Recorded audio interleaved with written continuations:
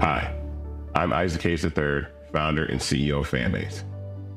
Fanbase is a free-to-download, free-to-use, next-generation social media platform that allows anyone to have followers and subscribers on the same page.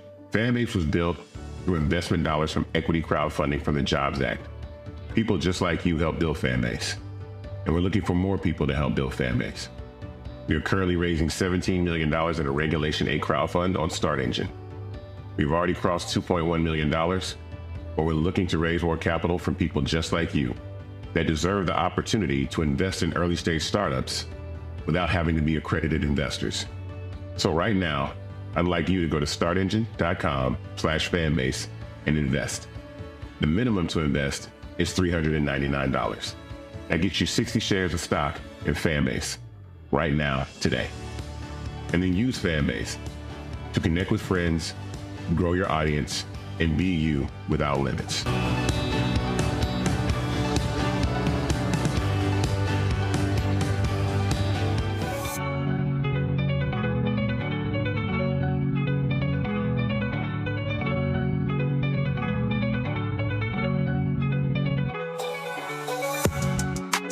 Black Star Network is here.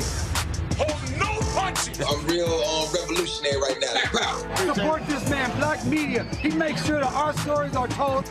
Thank you for being the voice of Black America, Roland. Stay black. I love y'all. All momentum we have now, we have to keep this going. The video looks phenomenal. See, there's a difference between Black Star Network and Black-owned media and something like CNN. You can't be Black-owned media and be scared. It's time to be smart. Bring your eyeballs home. You dig?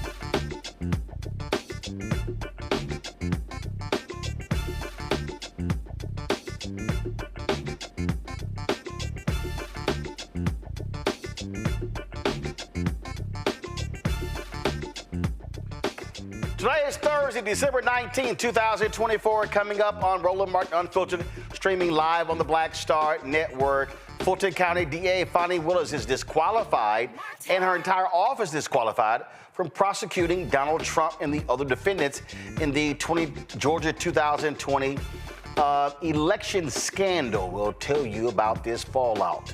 Well, guess what? There's a deal in Congress to continue funding after President-elect Elon Musk said, hey, I don't like this deal.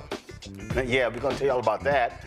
Folks, President Biden in his final days attacks climate change. Also, we'll talk about all the other drama happening in the nation's capital. It's time to bring the funk. Roland Martin Unfiltered on the Black Star Network. Let's go. He's got it. Whatever the miss, he's on it. Whatever it is, he's got the scoop, the fact, the find. And when it breaks, he's right on time and it's rolling. Best believe he's knowing. Putting it down from sports to news to politics. With entertainment just for kicks, he's rolling. It's on go, roll, roll, y'all. It's Roland Martin, yeah. Rolling with Roland now. He's funk, he's fresh, he's real, the best, you know he's Roland Martin now.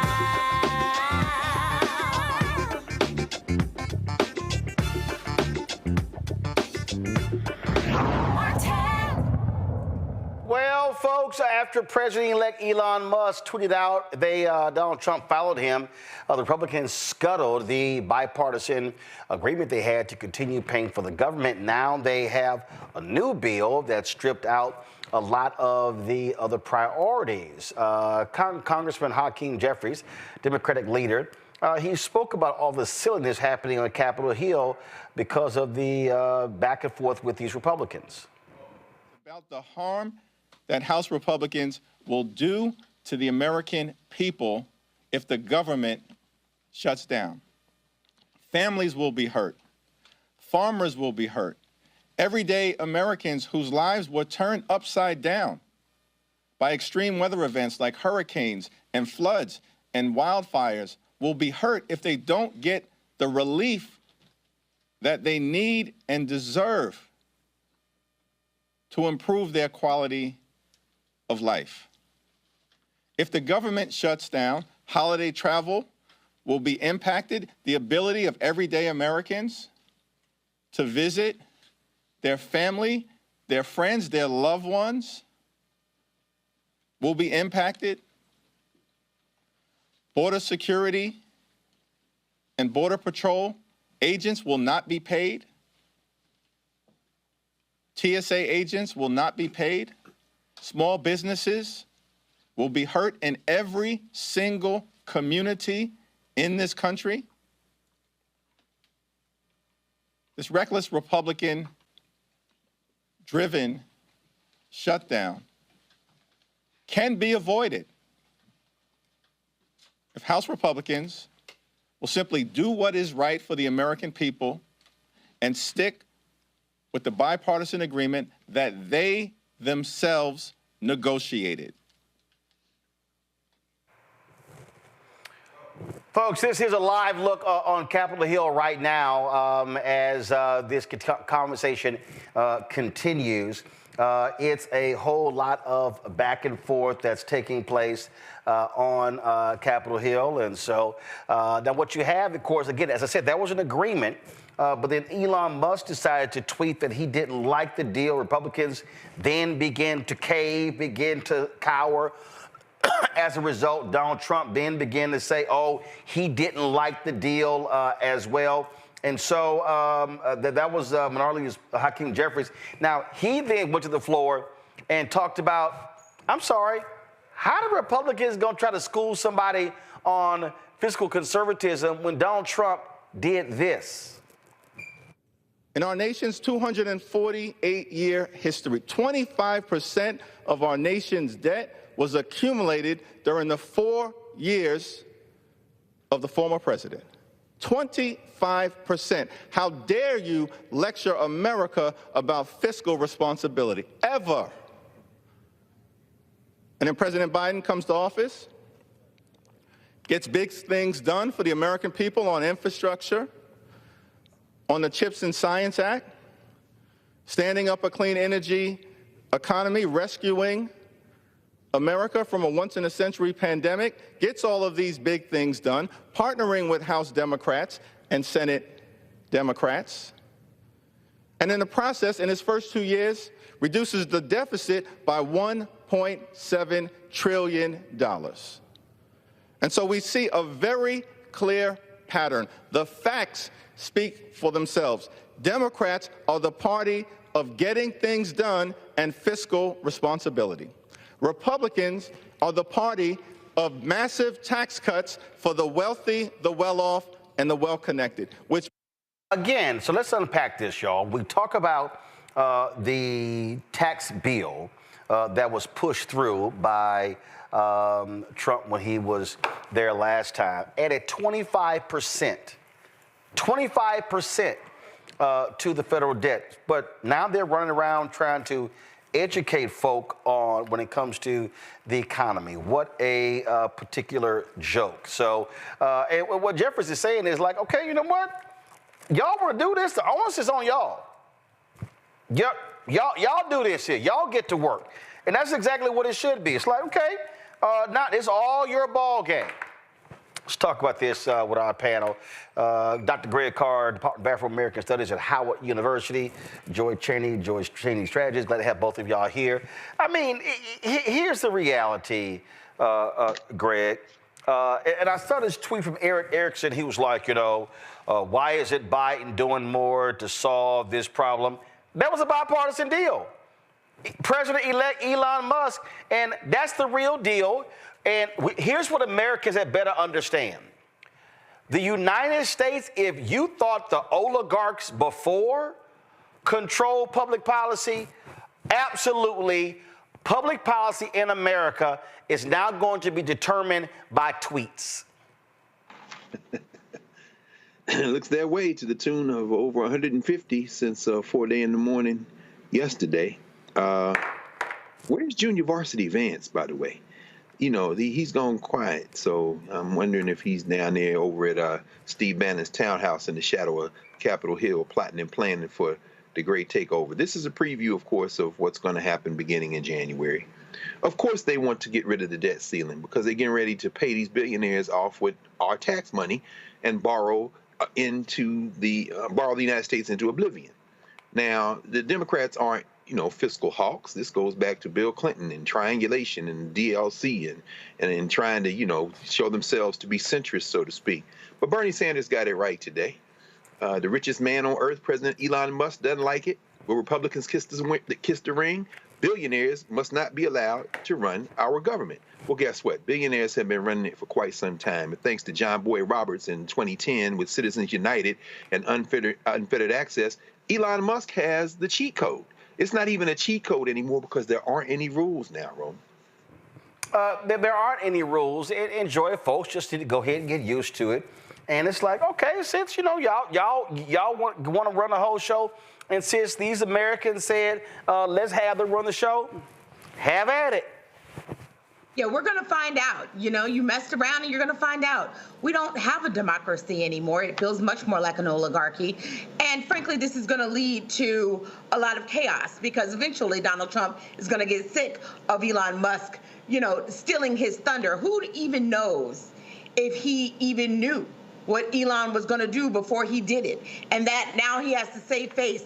And it's their silly, immature dynamics are now changing what our whole government is doing. And let's be clear, Joe Biden did his job in that he had a Democratic Senate and a Republican House that came up with a deal. We only have one president at a time. President Joe Biden, they have a deal under him that he was willing to sign. Donald Trump should have just simply walked away, allowed it to be signed, and then he could have said whatever the hell he wanted afterwards.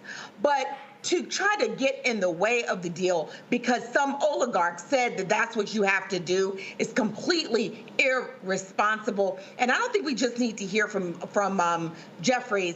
I think we need to hear from the president on this. And by that, I mean President Biden. We need to hear what is going on. Every moment in the United States is important. We got all the way to January 20th. We need everyone's voice on this. This is no way to run a country. We had a deal. It should have been honored. Yeah, but look, of course there was a deal, but the bottom line is they want to exert their influence. And Republicans still control the House. That's just a fact. And so it's like, and again, you know what? That's how y'all want to roll. But I need everybody understanding. And this is what people had better get used to, Greg. There's going to be more of this. You are going to see a lot more of this. You are going to see the Elon Musk of the world, the Vivek Ramaswamy and the others making policy. And there's going to be that inevitable clash with Donald Trump. And we'll see how that ends up. But as that, what was that video, Homeboy of the Hotel? It's above me now. And making policy via tweet. Yeah, it's I tell you, like you said, Joy, it's chaos. And, when we think about this legislation that had been agreed to, I mean, there are little things like people here in the DMV, the idea that the federal government would turn over control of Robert Fitzgerald Kennedy Jr. Stadium so that the Washington Commanders might be able to build a new complex there. I don't watch NFL football anymore since Kaepernick, but there are a lot of people out there who be like, oh, my God, it seems like a small thing. But the point is this. If they can't, well, they're not going to honor their word because honor means nothing. But if they can't go ahead and push this through because Musk is screaming, then, as you say, this is a preview of January. The MAGA Muppet Mike Johnson, is likely to lose his speakership. We saw what happened when they tried to elect the speaker the last time, and Matt Gaetz damn near getting choked out and Byron Donalds getting the back of his head palmed, still waiting on his presidential hell. They put Herschel Walker in an ambassadorship before this manservant, as Lauren Victoria Burke would call him, got a call. But, I think most importantly, and I don't know what y'all think about this, it seems like maybe the key to this, with all the noise notwithstanding, is to get this debt ceiling gone for 2 years. So they can basically just run up the bill.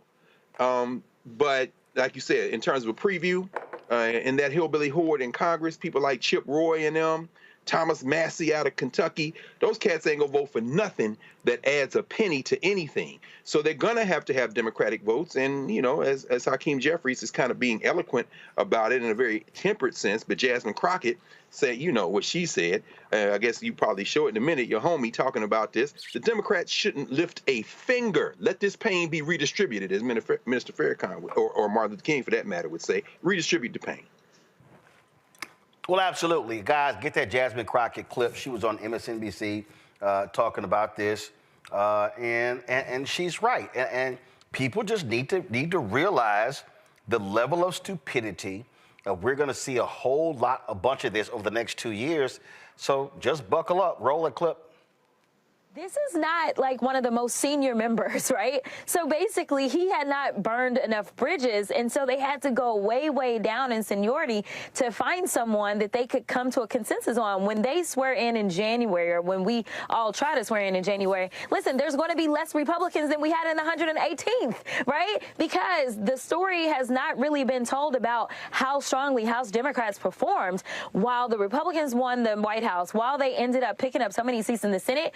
Who lost seats? The House, right? Now, should we have a Speaker Jeffries? Absolutely. If North Carolina didn't cheat and take away our seats, we would have a Speaker Jeffries, and we would not be in this situation. But here's the deal. There is no fixing this without the Democrats. We have seen this over and over, and I'm just going to sit back and sip my tea and wait on them to figure it out. Or maybe sip something stronger. I'm just saying it. Hakeem Jeffries, you check out this response from Congressman Jamie Raskin. Where are you on this negotiation? We had many weeks of negotiation with the Republicans. We arrived at a bipartisan legislative compromise. The Senate Democrats, the Senate Republicans, the House Democrats, the House Republicans, everybody agreed. And then it was blown up by Elon Musk, who apparently has become the fourth branch of government. And that's just an intolerable way of proceeding underrepresented democracy. So the Democrats are going to try to figure out how we can salvage the public good out of the wreckage that has just been foisted upon us. But do you think that there's a scenario where you might regret rejecting a clean debt ceiling increase? I mean, that's what they've added to this.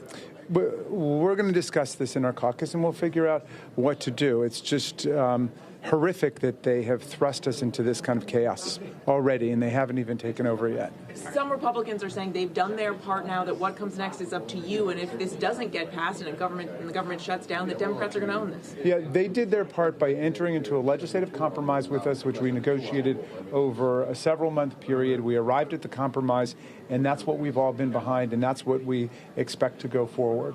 So who is our leader, Hakeem Jeffries, supposed to negotiate with? Is it Mike Johnson? Is he the Speaker of the House? Or is it Donald Trump? Or is it Elon Musk? Or is it somebody else? So we got to try to figure out how to salvage some kind of public interest out of the wreckage that they've just put upon us.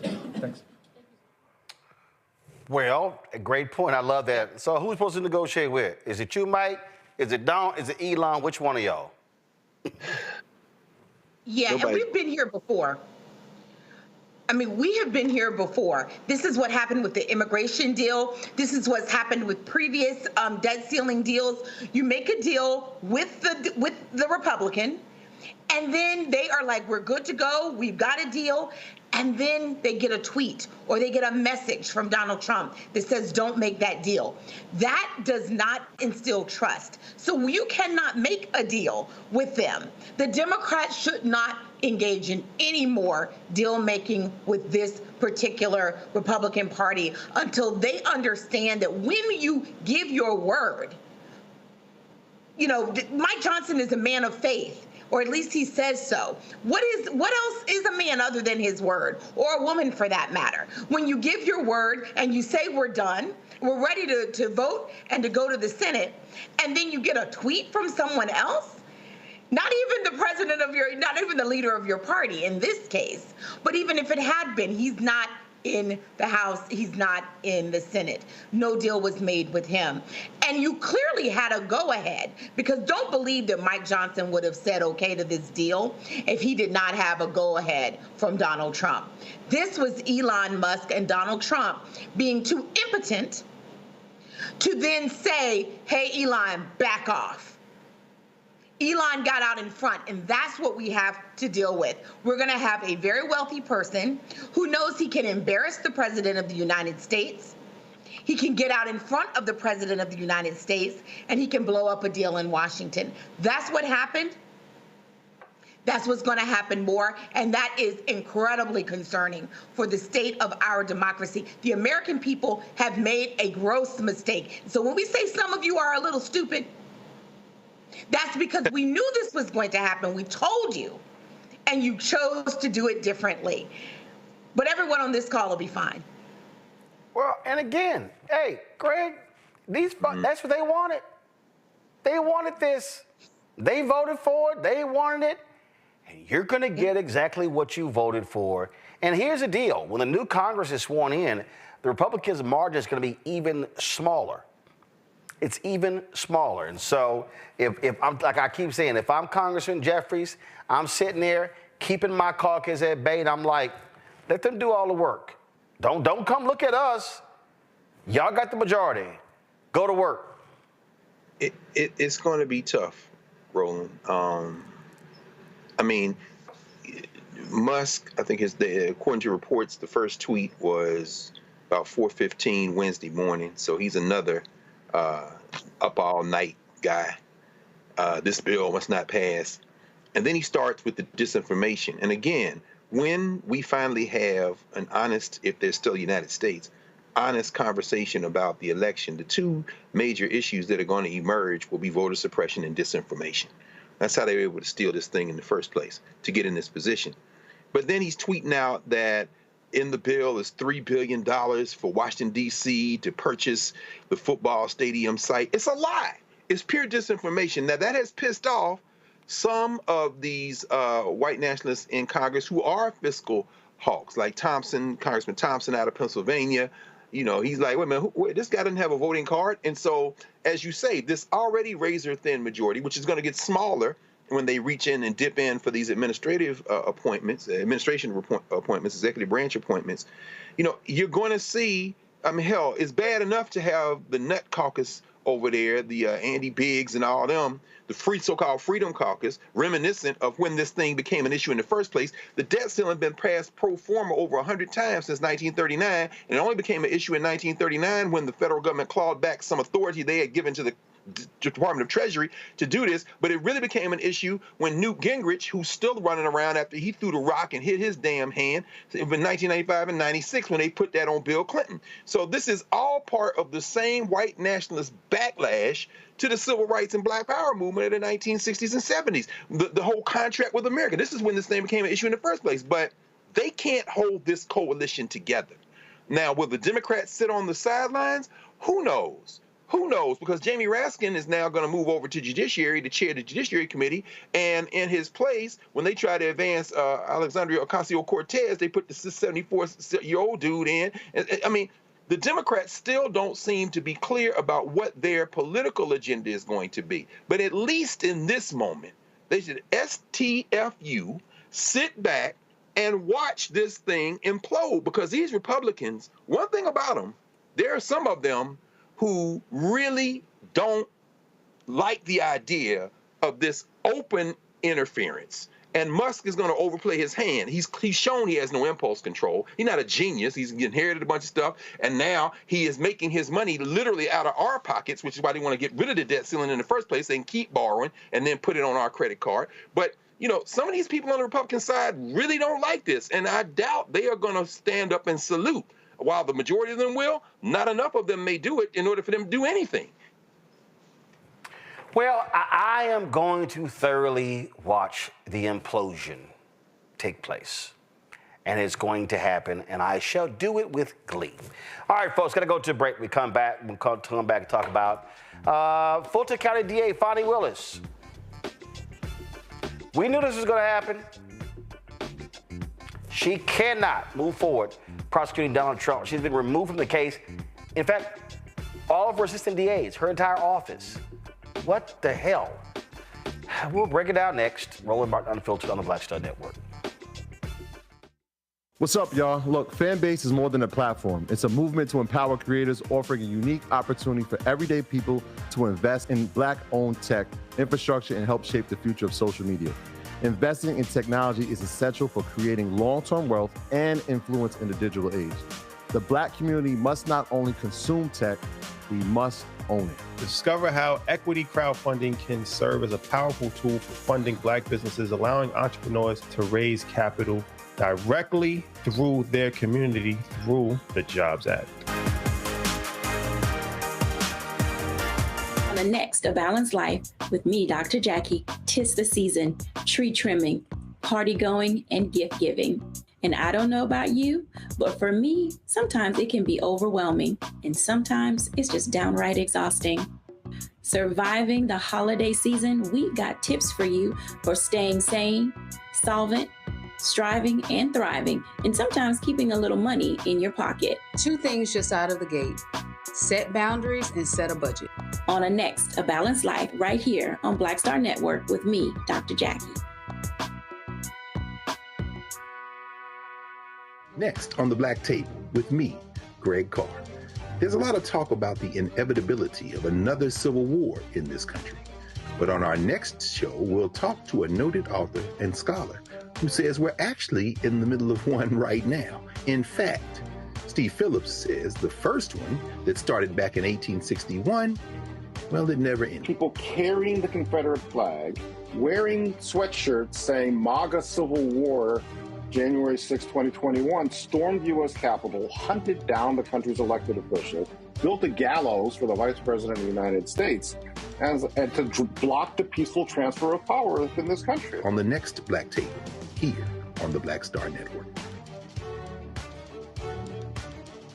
I'm Russell L. Honoré, Lieutenant General, United States Army, retired, and you're watching Roland Martin Unfiltered.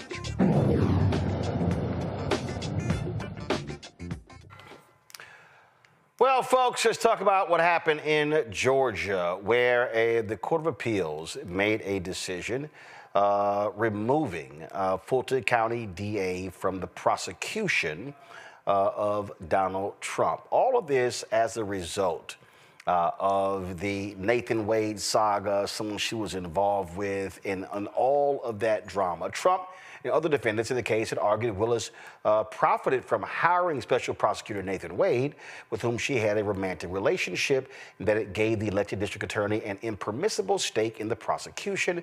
The defense failed to prove an actual conflict of interest, but that the appearance of impropriety makes this a rare case.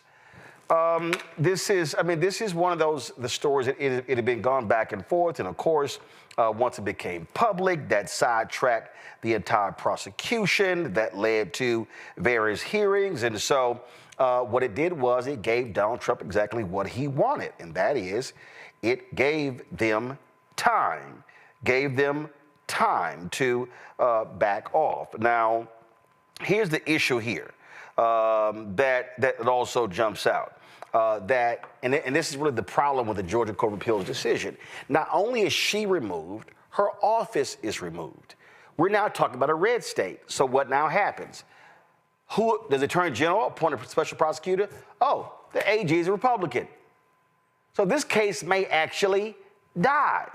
And so this is, again, just what is crazy with this whole thing.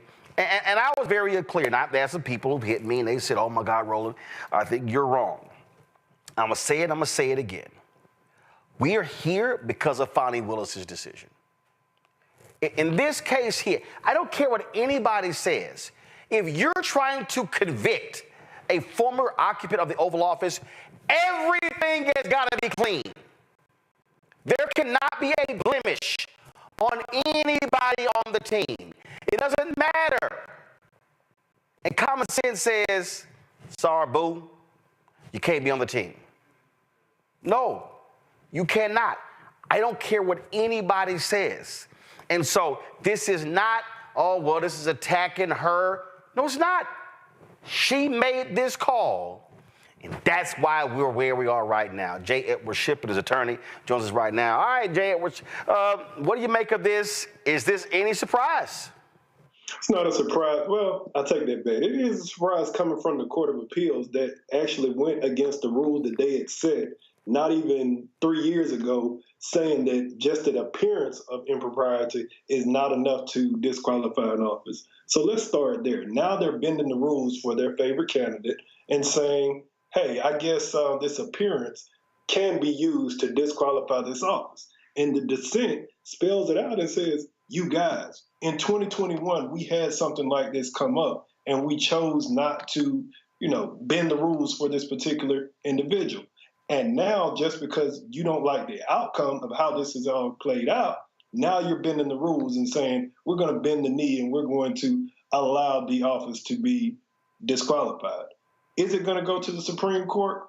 My bets are on yes. But again, it's surprising to see that the Court of Appeals would go against tradition, precedent, stare decisis, and say, yeah, we're wrong. Actually, we're going to allow this office to be disqualified. But why? Why is it a surprise? If you are a blue dot in a sea of red, you gotta make sure your stuff is tight where you give nobody an opportunity to rule the way they ruled. It's a surprise because so many times we have watched people say, well, we're going to go to the rule of law. The rule of law is what's always been shoved down our throats by the Republican side. Let's follow the rule of law. And that's even what happened in this particular case. The trial judge said, yes, there is an odor of mendacity at this case. We're looking at, the person who testified. Yeah, they're probably lying. But again, I have found it not to be improper, so I'm not going to disqualify her. And then you had the Court of Appeals say, hey, I know we never change what the trial court says. We always go to the trial court's discretion because they are the people who actually heard the testimony, were right there at the time. We're going to go and change that. That's a surprise to us. Here's why it's not a surprise to me. We see it with the Supreme Court. We actually see it, which is why, for me, You never do anything to put yourself in a position to where it has to go where somebody else is now determining the rules. That's where it is. Let me go to my panel here, Joy, Greg. Joy, I want to start with you. Joy, I've had a couple of people text me and they were like, you should be defending the system. I'm like, I'm sorry, I can't. If I was the Fulton County DA, I'm saying to everybody on the team, if you got even a smidgen of a problem, tell me right now, and I'm probably going to boot you off the team. I think that's right. I'm texting right now with a friend who's a lawyer in Fulton County, and they agree. This was a mistake, and I've always said it, that Fani Willis, despite how proud we were of her and her toughness and her flair and her competence as an attorney, she made a huge personal error in judgment, a personal error that was also a professional error in judgment. And then she compounded it by once it was out there, and perhaps being unfairly blown up, whatever. We're not naive. That is, of course, what's going to happen. If any of us had a prosecutor who had a relationship with another prosecutor on the case, we would bring it up too. We're going to be adults here. We would all bring it up. Any defendant would bring it up. But once it's brought up, and even if it's unfair, she should have recused herself. Not just the other man, I'm forgetting his name right now. She should have recused herself. If she had done that early on, we might have been able to put it behind us. She would not have become the story, and we could have saved so that her office could have continued with the case. But instead, that did not happen. And the thing here, Greg, it's been a problem. And Greg, because of this decision, the case may be over. I mean, this is what happens when it's taken out of your hands, and you gotta play chess. You gotta be thinking forward and going, okay, they're gonna do this. They're gonna do everything they can to try to end this, take it out of my hands. I can't give them anything. No, but I'll be honest with you though, brother. I can't get that animated. About it, and just for a simple reason. If it wasn't this, it was going to be something else. And I agree with you 100%. I'm with you 100% that there should have been no hint of impropriety. And of course, there are people who remember when Fani Willis, as a young assistant district attorney in 2013, used that same RICO statute against school superintendent Beverly Hall and all those black school teachers down there, And so I know that's an issue as well. But as Brother Shipp said, there's no precedent for this. All three of the judges on the panel that took her and her office out are Republican. The trial court judge, Judge McAfee, was appointed by the gun-toting Brian Kemp. In fact, the dissenter, Judge Land, was like, hey, man, the majority, the two people who voted to take her out, we as you said, Brother Shipp, there's a long history of us basically bowing to the discretion of the trial court. We're not trying fact here. We don't know. And so let's say that she hadn't had an affair with this brother. Let's say that there was clean as a whistle. Well, then they're looking for another reason to take them out. I'm not defending Fani Willis. Like I said, I have mixed opinions about her anyway, generally, but that is beside the point. This is about naked power and a naked power grab. And so, at this point, I guess, and help me, Brother Shipp, I think at this point it goes, to the Prosecuting Attorney Council in Georgia? So and of course... Yes, it goes to PAC, Prosecuting Attorneys Council, and of course they're the ones who will punt it all the way to the end and let the statute run. So yeah, we are in a perilous situation. However, she can appeal to the Georgia Supreme Court and get them to actually hold on to that stare decisis, because again, if they don't hold on to this stare decisis, if they don't hold on to this precedent, then what is to stop us as defense attorneys from coming in and saying, okay, well, since you said that this is the appearance of impropriety and it can disqualify these prosecution officers, why can't we start disqualifying these prosecution officers for going to these fundraisers with judges, going out to the gun club with judges, going to the hunting club or the golf course with judges? Right. Because it looks improper, right? Yeah. That's the point. I think you should. I don't know if you can hear me, but I think you should be using that. Why not? Why the hell not? So if they've opened the door here, let's use it. I don't have a problem with that. If that's the case, then it's well worth it. We also know that Fani Willis has some other things to answer for in Fulton County.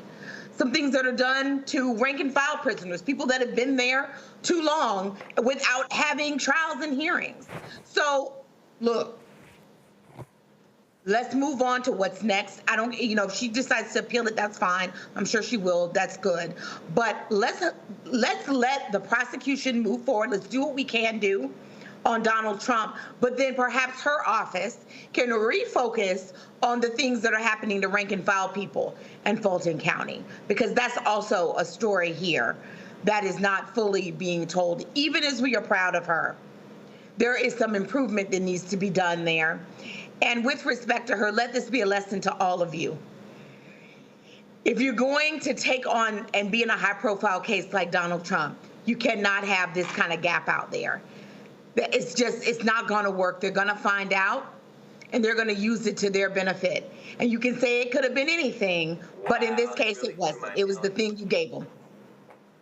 Well, the thing for me, I just cannot stand unforced errors. I hate unforced errors. And I thought that this case was one of the strongest ones out of all of the various state cases. And to be honest, I don't have any hope that this thing is going to move forward. You, J. Edward, what do you out of you? I have my reservations, but I do think it's going to move forward. But I always think about, Omar said it in The Wire, you shoot for the king, you better not miss. And I have to agree with you. Yes, she made some bad decisions. But again, as I said earlier, and I say a million times over, these same legal arguments that they came up with have been laughed out of court. But because it was a black woman prosecuting this powerful white man, now we're saying, oh, well, there might be some credibility to that. Let's look into it. And I think that's the most asinine thing in the world. And that's why I say to anybody who's watching, you never give them any room to come and get you. You give them nothing. You make them work hard. I'm sorry, this one, she made it easy for him. Jay, what I appreciate it. Thanks a lot. Thank you. Have a good day, my brother. All right, folks, gonna go. I really do think this is a lesson, Joy and Greg.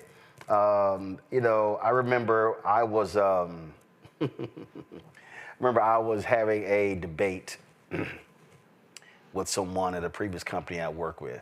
And every time this person would kill other folks' ideas, he would pick holes. He would pick holes in their argument. But you know why he couldn't stand me? Because he couldn't pick no holes in my argument, because I made sure not to make sure there were any holes. And he tried. When I say this dude hated my guts, it's because my shit was bulletproof.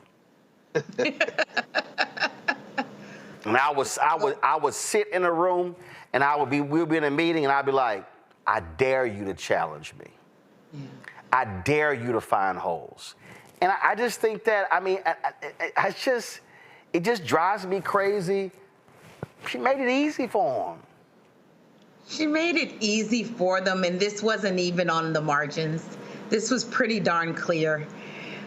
Certainly, she did not enrich herself by engaging in a relationship with him, but she did hire someone she had a relationship with, which is not that unusual, except that then they kind of lied about it. I personally think that. Some people say they didn't, but the story certainly sounded fishy. Her performance on the stand that day, I know a lot of people loved it, and it felt like some kind of strike for powerful black women, but I'm going to be honest with you, it wasn't the decorum that we're used to in the court. I'm sorry, it was out of the norm. It was inappropriate. I'll be honest. And I think all of that, if people already felt like there was bias, that there was an appearance of messiness and impropriety, chaos already, it added to it. It didn't diminish it. It made her the story.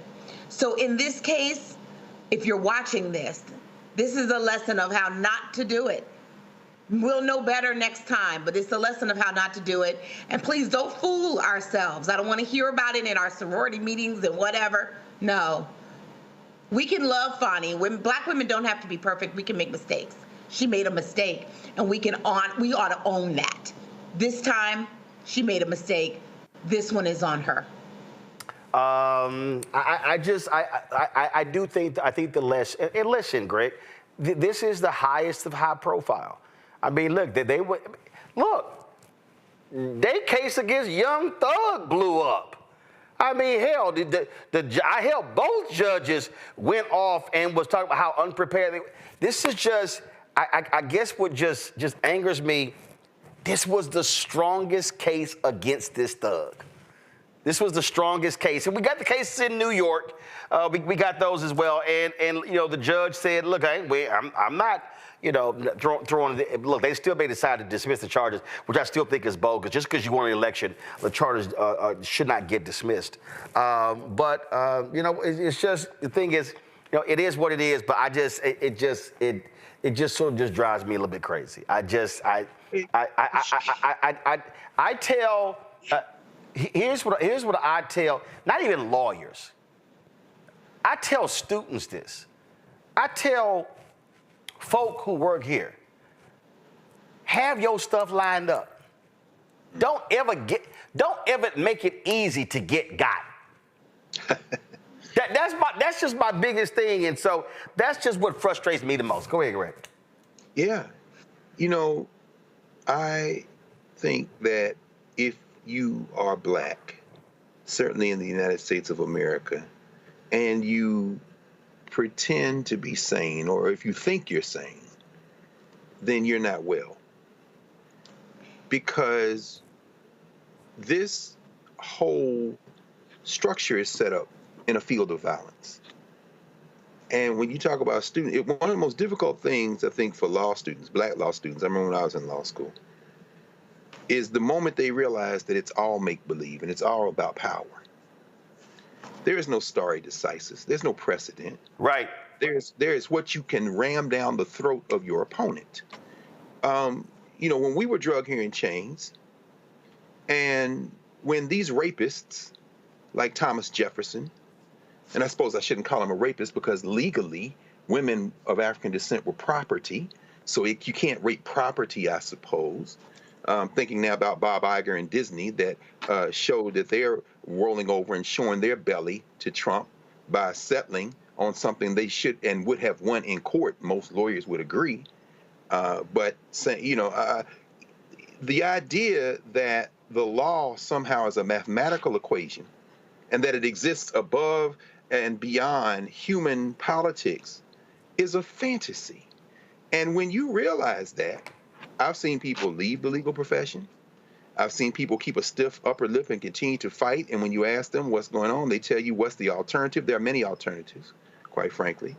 And respectability is not going to improve our chances. You have a man convicted in New York for assaulting E. Jean Carroll. You have an administration, a Congress filled with young girl lovers, filled with pornographers, filled with all kind of stuff. But when it comes to us, the idea that we could somehow respectability our way into some form of parity belies the fact that the law itself is a field of violence.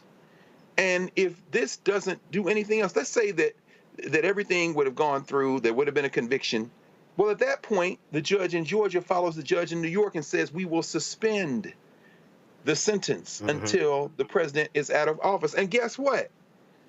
Guess what? You heard Steve Bannon the other night. Y'all talked about it. Steve Bannon saying, hey, maybe we should go for another one in 28. Why? Because they're going to make the case that it's 2 consecutive terms that the cap applies to. And finally, when you look at the number of states that have called for a constitutional convention, they're past that threshold number, which is why places like California legislature are trying to walk back their demand from years ago, because there is no rule over how long a state's demand for a U.S. Constitutional Convention is good. And they're going to make the argument that they've already been enough states to say it. And if they can get that into the conversation, there are also no rules as to who can submit an amendment. Although you still need a supermajority of states to pass the constitutional amendment, they may go back in and re-examine the 13th Amendment. In other words, there is no such thing as a rule of law that transcends human behavior.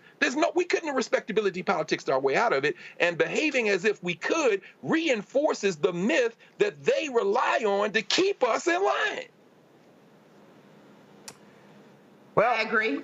It will go, look, they'll appeal to the Supreme Court, and we'll see what they decide, and that is that. All right, folks, got to go to a break. We come back. More on Roland Martin Unfiltered on the Black Star Network. Back in a moment. Hi, I'm Isaac Hayes III, founder and CEO of Fanbase. Fanbase is a free-to-download, free-to-use, next-generation social media platform that allows anyone to have followers and subscribers on the same page. Fanbase was built through investment dollars from equity crowdfunding from the Jobs Act. People just like you helped build Fanbase, and we're looking for more people to help build Fanbase. We are currently raising $17 million in a Regulation A crowdfund on Start Engine. We've already crossed $2.1 million, but we're looking to raise more capital from people just like you that deserve the opportunity to invest in early-stage startups without having to be accredited investors. So right now, I'd like you to go to startengine.com/fanbase and invest. The minimum to invest is $399. That gets you 60 shares of stock in Fanbase right now, today. And then use Fanbase to connect with friends, grow your audience, and be you without limits.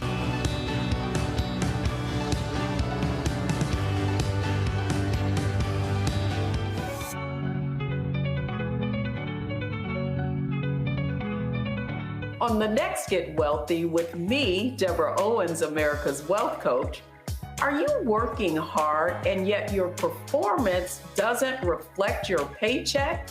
On the next Get Wealthy, you're going to learn some savvy career moves so that all your efforts actually show up in your bank account.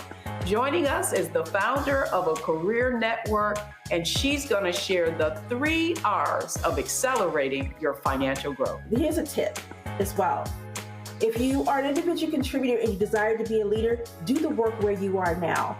Because if you do the work where you are now, when you do reach the level, you'll be prepared to stay there. Right here on Get Wealthy, only on Black Star Network. How you doing? My name is Mark Curry, and you're watching Roland Martin Unfiltered. Deep into it, like pasteurized milk without the 2%. We getting deep. You want to turn that shit off? We're doing an interview, motherfucker.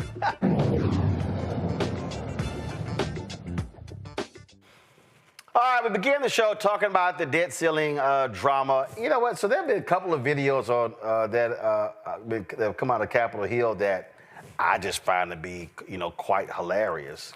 And so I just gotta play a couple of more. Here's Congressman Jared Moskowitz. 1 minute to the gentleman from Florida, Mr. Moskowitz. The gentleman from Florida is recognized for 1 minute.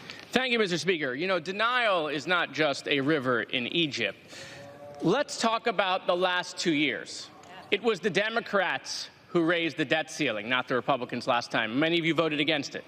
It was the Democrats who kept over the government, not once, not twice, but every single time we needed to keep the government open, it was the Democrats who kept the government open. More of us voted for it than you. And all I've heard for the last couple of weeks about it, this giant mandate, landslide, trifecta. Put on your big boy pants, pass your own bill. We're only here because you guys can't agree amongst yourselves. That's right. So hold on a second. Democrats will keep government open for the American people. We will mediate the disagreements between that side of the room and that side of the room. We will do that for you, but you got to at least invite us to that meeting. So if you want us to solve your problem because you can't agree amongst yourselves, reach out. Thank you, Mr. Speaker. Time has expired. The gentleman. But, you know, and there are those moments when you get a Republican who, I mean, I think he's a nutcase, but he's a perfect example of a Republican who's even fed up with his own side. Here is Texas Congressman Chip Roy. Listen to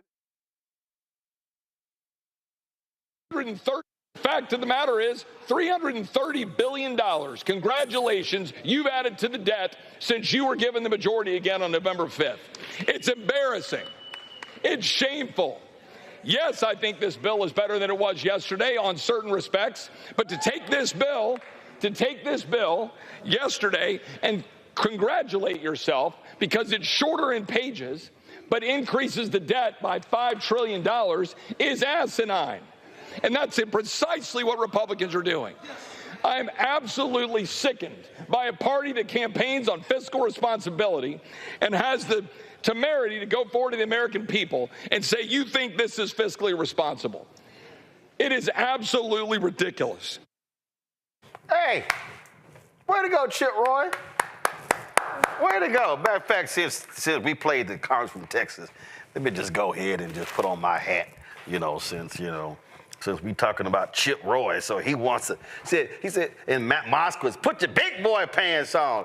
All right, Lauren Victoria Burke Jones is right now. Lauren, you've been following what's happening on Capitol Hill. I just been laughing at the drama of President-elect Elon Musk tweeting public policy and seeing all the people just lose their minds.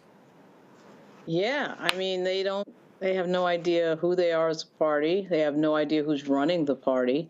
And, 30 Republicans just voted against, raising the debt ceiling, which they're typically not into. But again, they don't know whether they are the, Goldwater Republicans, the Reagan Republicans, the William F. Buckley / Reagan Republicans, the George W. They're certainly not the George W. Republicans. They typically are the MAGA Republicans, and I don't even think they know how to define that at this point. From a standpoint of leadership, there is no leadership. We got a president that likes to play golf a lot.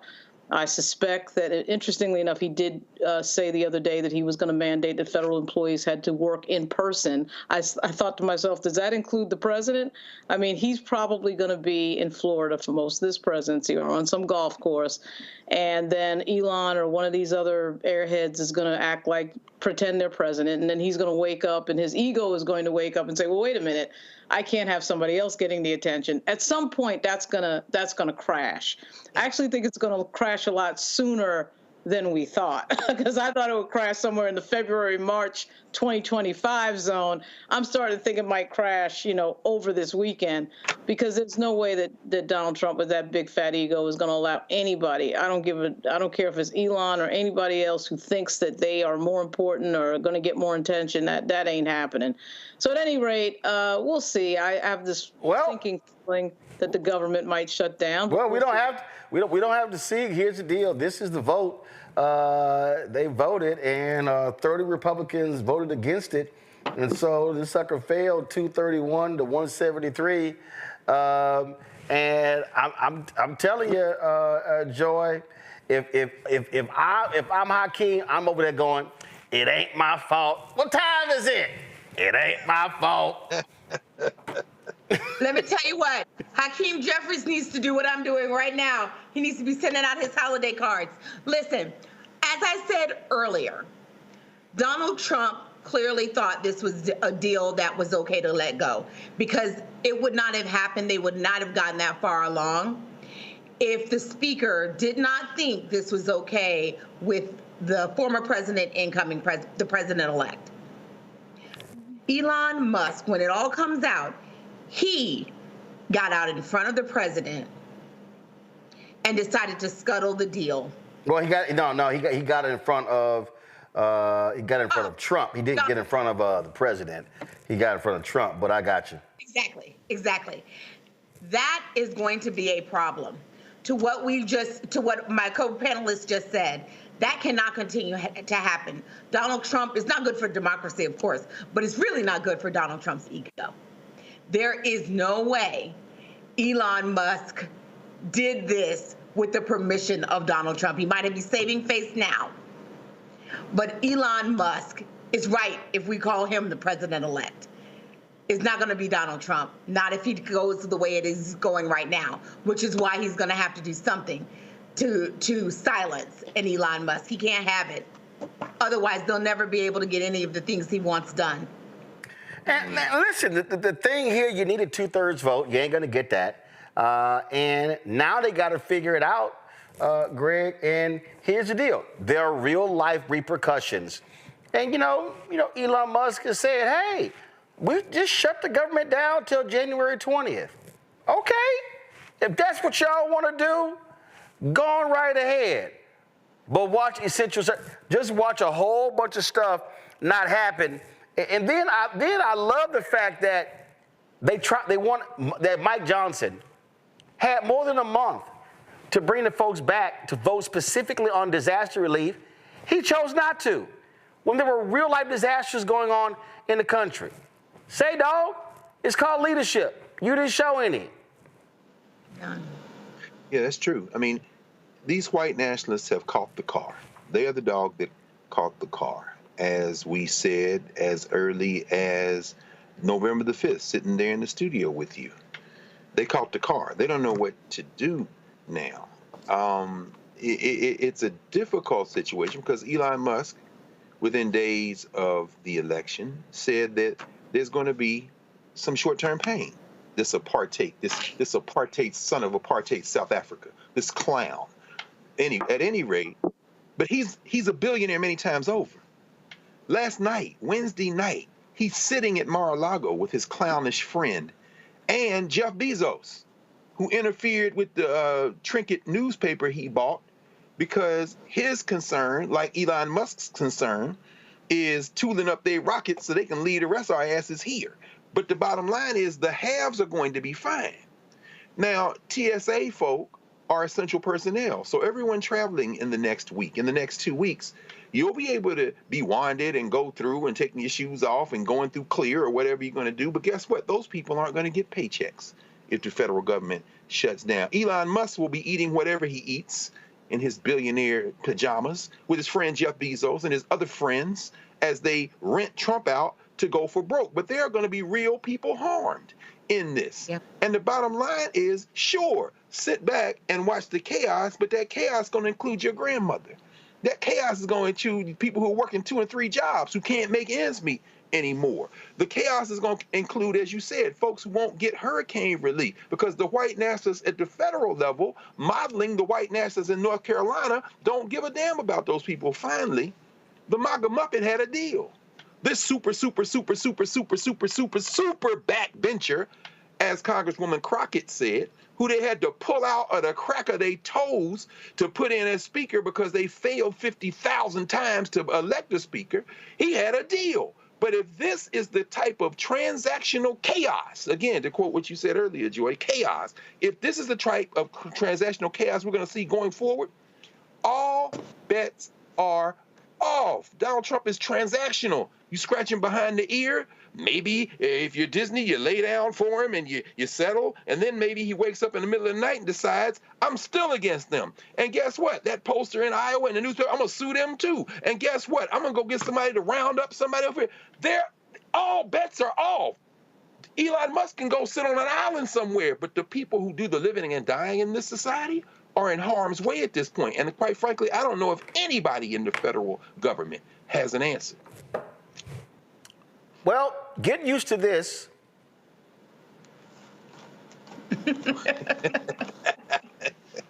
I mean, might as well. Yeah. Might as well. And you know what? That's what they wanted. And guess what? Trump can't say anything because Elon spent, what, $350 million buying the presidency? Okay, and then now Musk is threatening any Republican who doesn't vote, who votes against, who votes for the CR bill, they're going to get primaried via his money. They're going to threaten. See, here's what we're about to see Lauren, which I think is going to be really, really fun. We're about to see whether Republicans actually going to have any guts and tell an Elon Musk to go F himself. Because here's the deal. This is what's going to happen. On any bill going forward, they're going to threaten. They're going to threaten them. But here's the problem. Their margin is so small that literally all it takes is 3 members, max 4 members to go, nope. And if a Chip Roy and 3 others go, I don't give a damn what you think. Y'all gonna keep adding money to the deficit? I'm not gonna support it. It's gonna shut everything down. The biggest thing is for Hakeem to keep his folks in line. Oh, he'll be able to keep his folks in line. Because, you just saw 30 Republicans decide, not so much. We're not really into this. Yeah, and we haven't even gotten to the U.S. Senate, by the way. The U.S. Senate, he thinks he can primary everybody. Okay, I know he's got a lot of money. Okay, that's great. Fine. Good for you. I can guarantee you that on the U.S. Senate side, you are not going to have everybody just doing what you say. Now, they may get that certainly on judges. I mean, there's certain things that, yes, you're going to see. But when we start getting into things like cutting Social Security, destroying the Affordable Care Act, these are the things that you start getting phone calls on. I don't care what state you're in, whether you're right, left, or anything else, you are going to get calls on Social Security. Social Security is keeping millions of Americans out of poverty. And so Elon Musk can play games and run his mouth and threaten and all this other stuff. At some point, someone is going to wake up to the fact that, oh, wait a minute, there's a guy that came into this country illegally who's an Afrikaner trying to run the United States. There's no way in the United States, no way in the world that these senators and these members of the House, even the craziest MAGA ones, are going to sit for that. Because the way politics works is everybody wants to be in control. Everybody wants power. Everybody wants to matter. And him dictating on Twitter how we're going to run the government isn't going to sit well, particularly on the U.S. Senate side. We haven't seen that part yet. We're just looking at the House. Now, they may go along certainly with Trump, but remember, this is not Trump that we're dealing with right now. This is actually somebody else, some guy that came over here and thinks he can do anything he wants because he's got some money, which, by the way, was funded by taxpayers. Most of this is subsidy. And, you start fooling around with farm subsidies and stuff like that. I'm telling you, this thing crashes and burns quicker than we think. The question is, Roland, what happens after the collision? Because they are going to have a collision. It's going to be a collision of egos. It's going to be a collision of reality. And it's going to be a collision of realizing that you don't have enough votes to do certain things, even in the House. Although the House, of course, is 5 votes off. But it's actually tighter than that because there's a group of people sitting there in these really close districts, Democrats and Republicans. They're not just going to go along with the program. So what happens after it crashes and burns is what's going to be interesting to watch. Well, speaking of crashing and burning, we'll talk about Amazon workers going on strike, where Jeff Bezos, he's whining and dining with Donald Trump in Mar-a-Lago. We'll discuss that next right here on Roland Martin Unfiltered on the Black Star Network. What's up, y'all? Look, Fanbase is more than a platform. It's a movement to empower creators, offering a unique opportunity for everyday people to invest in Black-owned tech, infrastructure, and help shape the future of social media. Investing in technology is essential for creating long-term wealth and influence in the digital age. The Black community must not only consume tech, we must own it. Discover how equity crowdfunding can serve as a powerful tool for funding Black businesses, allowing entrepreneurs to raise capital directly through their community through the Jobs Act.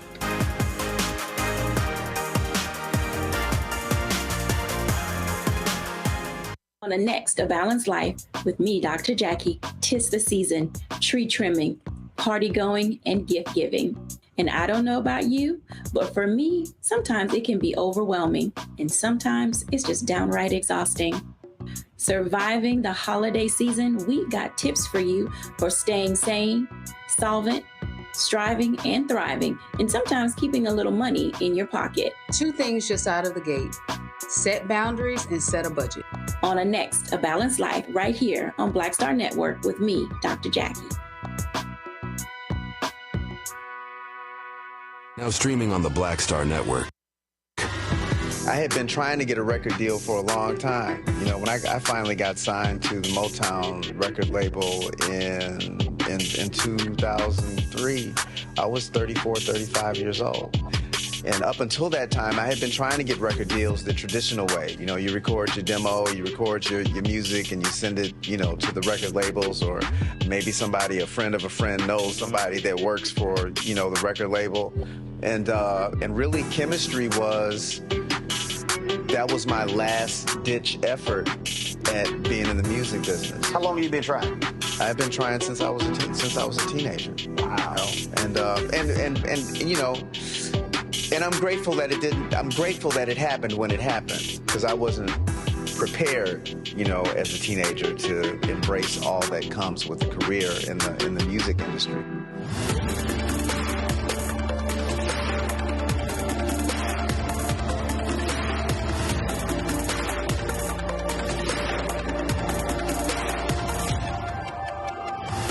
Hey, this is Motown recording artist Kim. You are watching Roland Martin Unfiltered. That boy, he always unfiltered, though. I ain't never known him to be filtered. Is there another way to experience Roland Martin than to be unfiltered? Of course he's unfiltered. Would you expect anything less? Watch what happens next.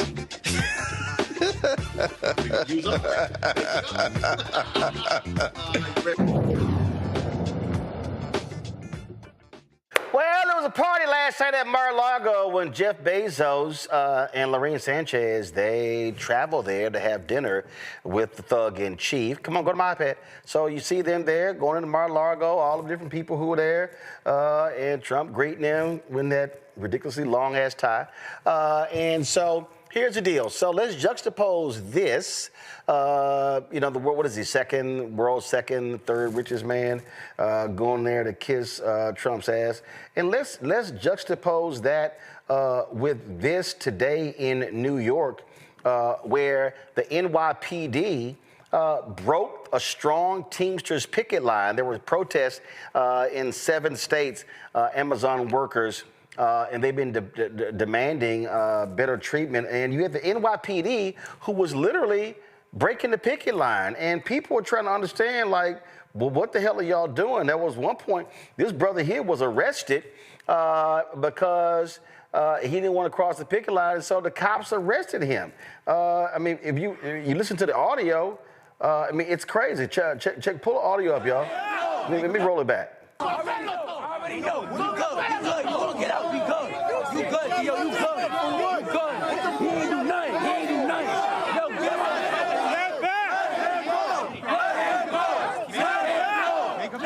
So I'm just curious, Joy, who does the NYPD work? Who does the NYPD work for? They work for the city of New York, or they work for Jeff Bezos? Well, in this new oligarchy, they might work for Jeff Bezos. You know, I really don't know. None of this is surprising. It's not surprising that Jeff Bezos owns the Washington Post, and for the first time in decades upon decades, they chose not to allow their editorial page to, you know, to endorse a candidate, to make a recommendation. Here is a video what we are expecting. Here's a video the Teamsters released talking about their largest strike ever against Amazon. Watch. People are excited for this strike. We've been waiting for this day. We've been prepping for this day. This is the day that they get to see how strong we are. This is our chance to truly make history.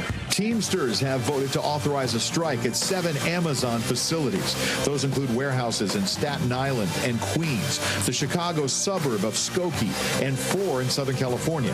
Amazon doesn't want us to realize the power that we have as Amazon workers. It wouldn't be able to run without us. Amazon is scared because they know that with the power of the union, they're going to have to dish out what they owe. Amazon needs to understand that there's real people behind these vans.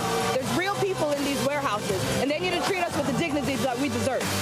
These right here, we're fighting for our life. We're fighting for our families. We are Amazon Teamsters. We deliver the packages. We make Amazon's profits. We're demanding our fair share. We demand fair pay and safe jobs. What's going to be real interesting here, Lauren, Teamsters chose not to endorse Donald Trump, and so a lot of them want to suck up to Donald Trump. But remember what he said to Elon Musk? He said, hey, striking workers, fire all their asses. So let's see whose side Trump and the Republicans will be on. I got a good guess it won't be the union. Yeah, Sean O'Brien is about to look really stupid, and so are the Teamsters. And I'm not sure what planet that they were on this entire year trying to pretend that somehow Donald Trump was their friend after it was the Democrats, led by Joe Biden and Bobby Scott, primarily, who saved their pensions to the tunes of millions and millions of dollars. So I'm not sure why the Teamsters or any of these other unions thought that this was, cute to not endorse or be slow to endorse the vice president or any other Democrat, quite frankly, would have been better than Donald Trump. But, this is the game. This is the dumb game that they're playing. Jeff Bezos, all of these people, Zuckerberg, they're trying to kiss Trump's posterior. It is not going to work. Nobody cares. Trump is as inconsistent a person as we've ever seen in any leadership position. You don't know what he's going to say or do from one moment to the next. And I'm not sure why they think having meetings or giving money to him or anything else matters one way or the other. Whoever's in his ear last tends to win. There is no plan. There is no direction. They're fooling themselves if there is. And really Bezos's performance this year with regard to not endorsing the Washington Post was just odd. I'm surprised that David Shipley, the editorial board editor, after the great Fred Hyatt unfortunately passed away a few years ago, I'm surprised he's still in that position.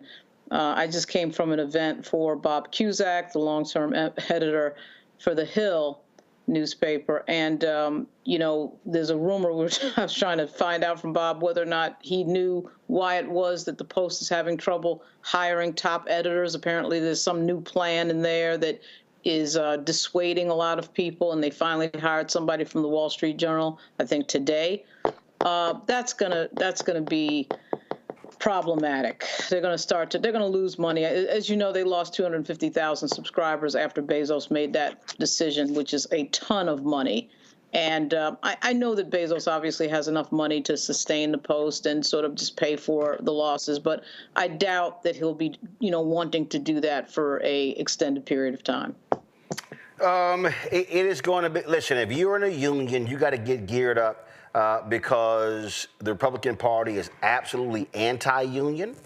And I think there's going to be a massive clash, Greg, because you have an increasing number of people who are seeing the value in unions.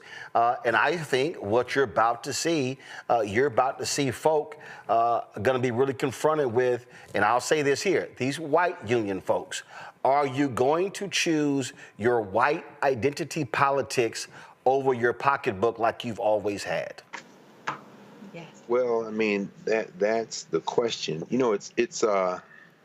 It's really dizzying when you think about everything that an informed citizenry would have to at least have an awareness of in order to, move differently politically.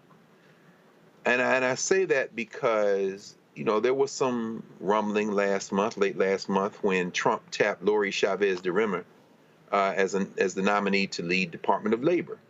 Daughter of a Teamster, grew up in San Joaquin Valley in California.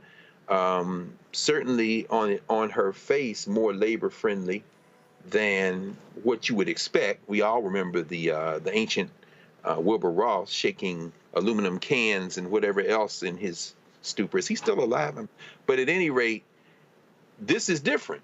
Sean O'Brien, as you say, Lauren, speaking at the Republican National Commission, and then, of course, the Teamsters don't come out for anyone. Donald Trump is transactional. So, maybe that cuts in favor of labor when he's sitting there in his own stupor at Mar-a-Lago with his billionaire friends. Maybe he looks at Jeff Bezos and says, Sean O'Brien's my friend. Cut them a break.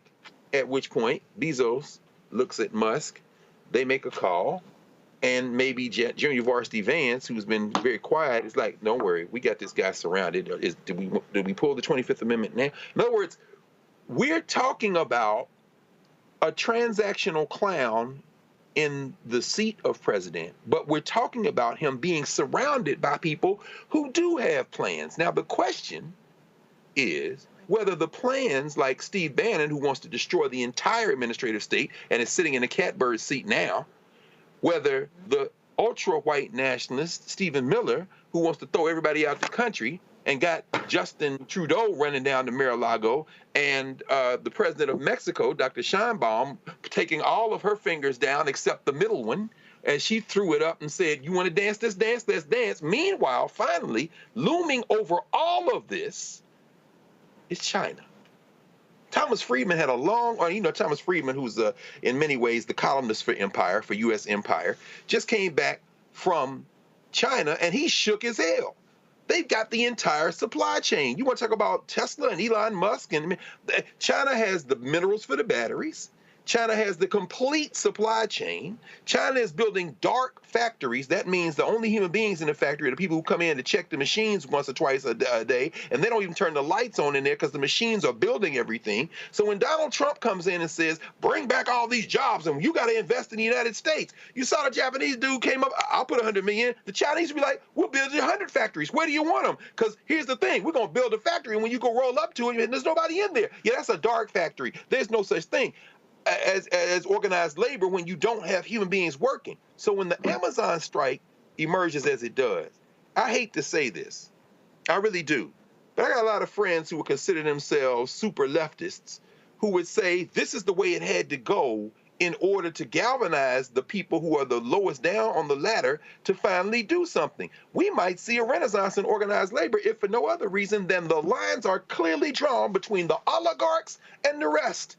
And I don't want to be part of that small Negro petty bourgeoisie that tries to get in the way of these people and tell them, vote harder next time. Because unless the Democrats change their game plan, that shit ain't going to work again. Well, it's a whole lot going on. And speaking of that, I had a few words to say the other day about that little child, Lindy Lee. And she's still running her mouth on Fox News. So let me do this here. Let me go to the break, and let me just get y'all to wear in. And Jamie Harrison, man, he just called her out as an opportunist. I'm gonna show y'all his tweet as well. Lots to talk about when we come back right here on Roland Martin Unfiltered on the Black Star Network. Hi, I'm Isaac Hayes III, founder and CEO of Fanbase. Fanbase is a free-to-download, free-to-use, next-generation social media platform that allows anyone to have followers and subscribers on the same page. Fanbase was built through investment dollars from equity crowdfunding from the Jobs Act. People just like you help build Fanbase, and we're looking for more people to help build Fanbase. We are currently raising $17 million in a Regulation A crowdfund on Start Engine. We've already crossed $2.1 million, but we're looking to raise more capital from people just like you that deserve the opportunity to invest in early-stage startups without having to be accredited investors. So right now, I'd like you to go to startengine.com/fanbase and invest. The minimum to invest is $399. That gets you 60 shares of stock in Fanbase right now, today. And then use Fanbase to connect with friends, grow your audience, and be you without limits.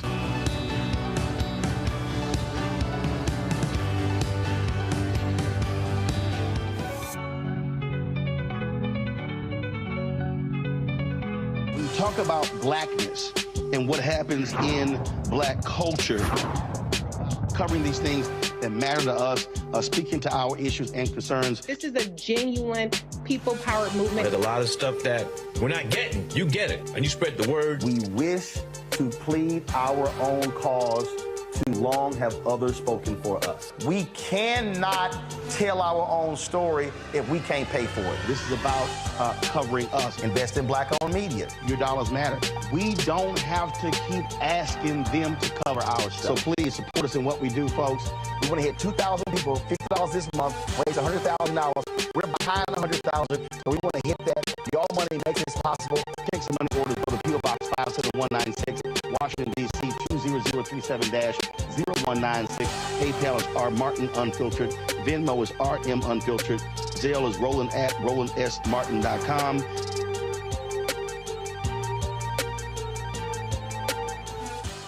Now that Roland Martin is willing to give me the blueprint, hey, Cyrus, I need to go to Tyler Perry and get another blueprint because I need some green money. The only way I can do what I'm doing, I need to make some money. So you'll see me working with Roland. Matter of fact, it's the Roland Martin and Cheryl Underwood Show. Well, should it be the Cheryl Underwood Show and the Roland Martin Show? Well, whatever show it's going to be good.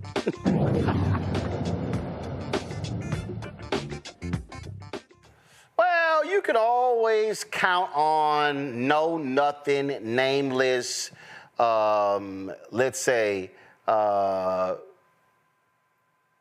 irrelevant people to jump out here and make a name for themselves.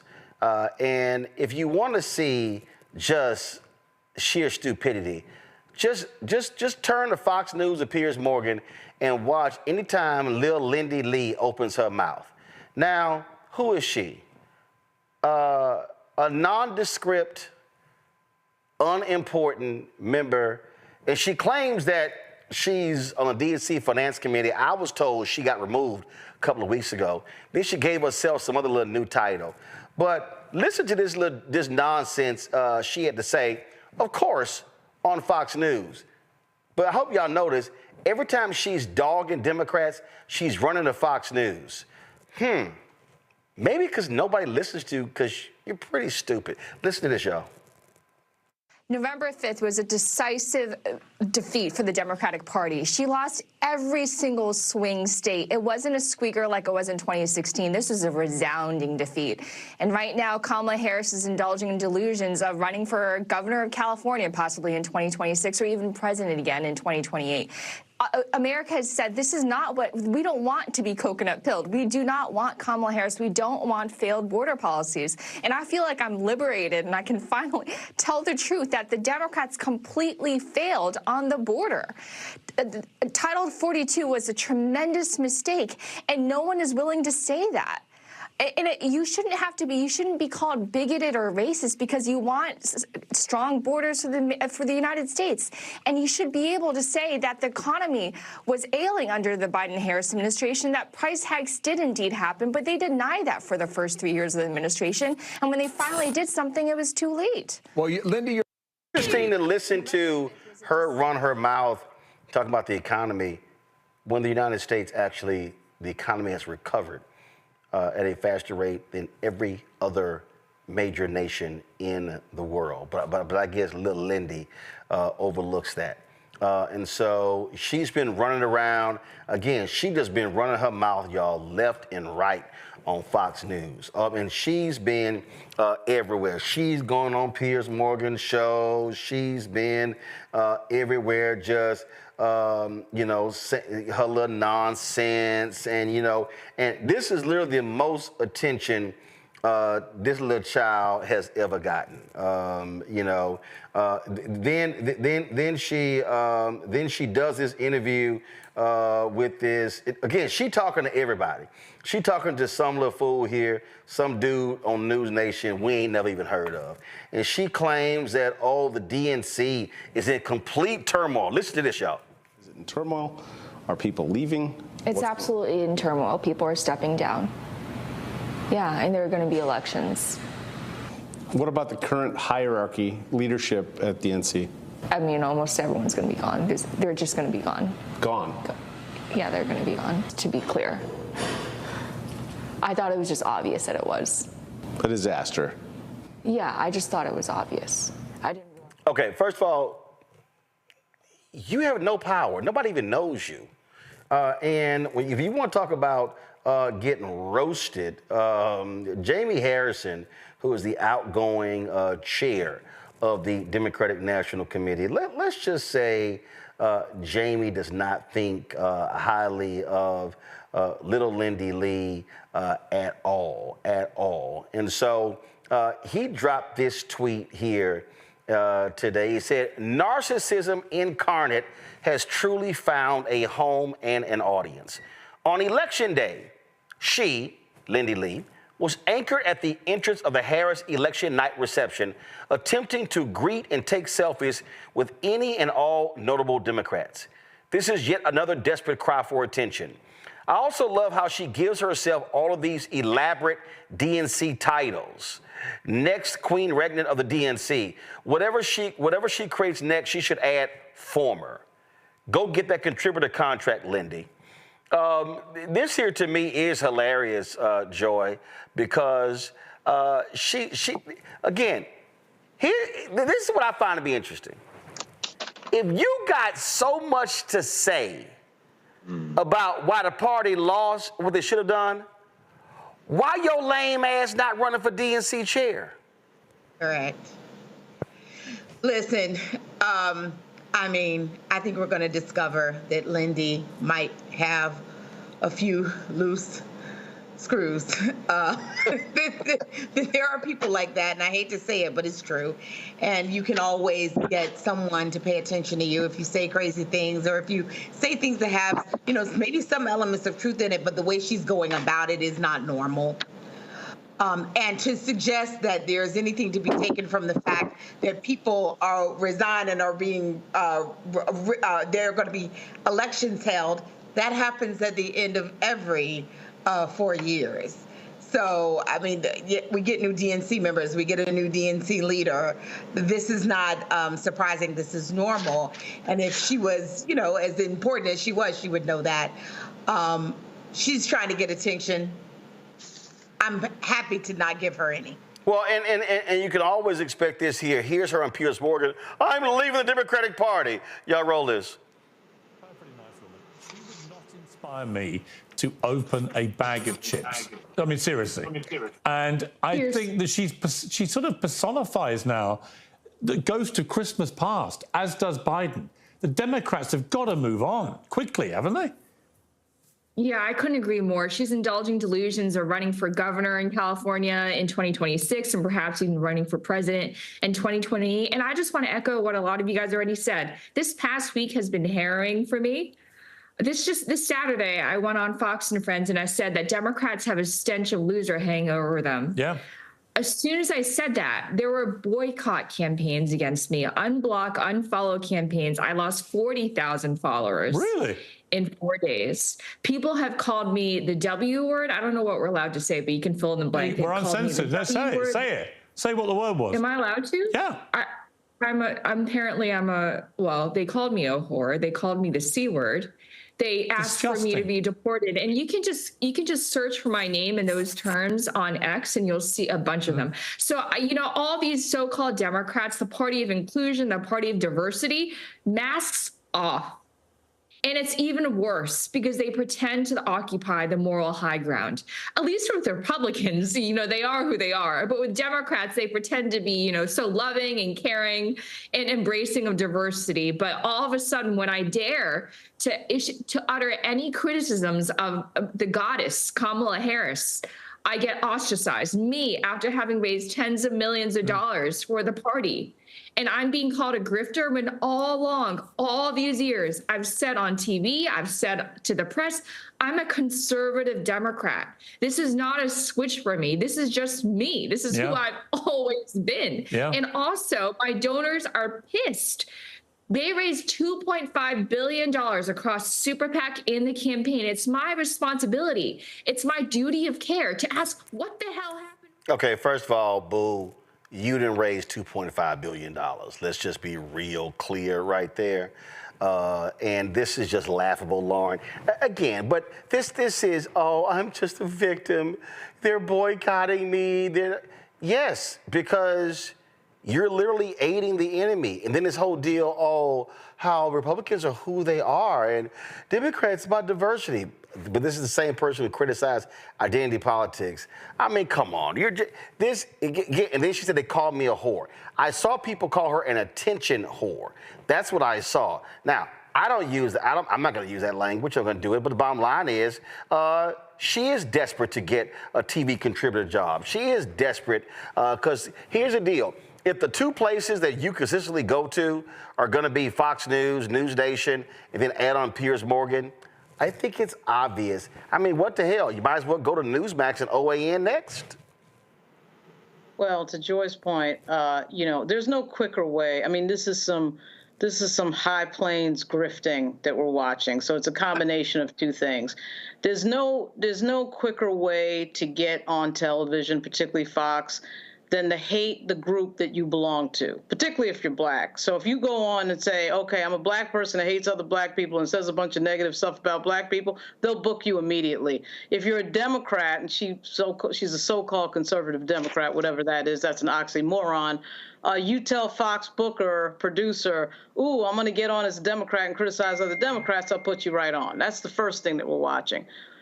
So, of course, she's trying to get a contributor's contract, and that's the pathway to that. The other thing we're watching is sort of a reaction to losing, a shocking loss. And people deal with failure in different ways.